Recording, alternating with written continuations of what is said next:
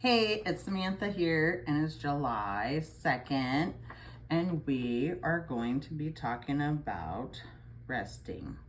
The actual value of the ICF charge can be measured when a neuron is at rest and is capable of and ready to send a signal down its length. The ICF has a measurable value of -70 MV.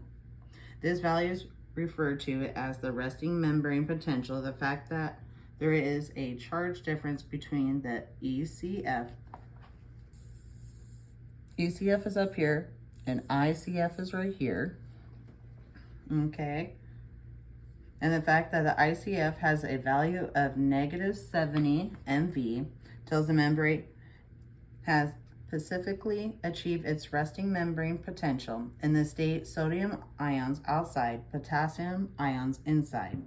ICF equals -70 MV, and the membrane is said to be in a polarized state. Local, when a dendrite is stimulated, the sodium gates will open. The sodium ions will diffuse into the ICF. This influx of cautions disrupts the -70 MV resting membrane potential, causing it to become more positive. Any shift in the membrane potential is a positive direction is called depolarization. This opening of sodium gates and the diffusion of the sodium ions into the ICF at the site of the stimulation, causing neighboring sodium gates to open as well. If strong enough, this current can progress through the plasma membrane of the soma and possibly to the axon helix region. This kind of signal is called a local potential. Local potentials have the value characteristics.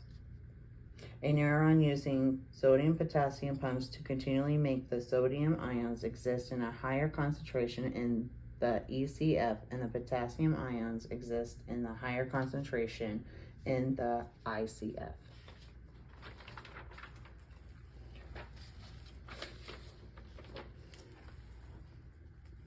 When a local potential from the soma reaches the axon helix, it will begin to depolarize. The helix resting membrane potential -70 MV.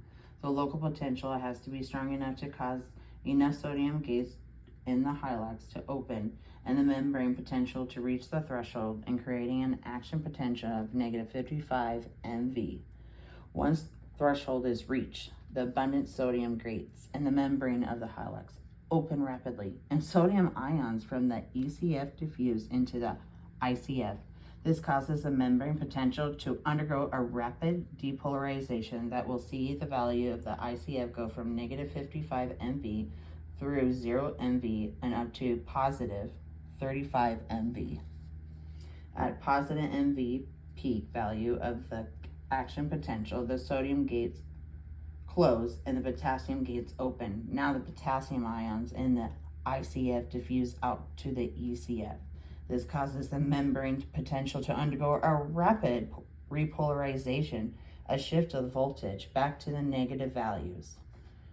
When a value of -70 MV is again achieved, the potassium gates closed.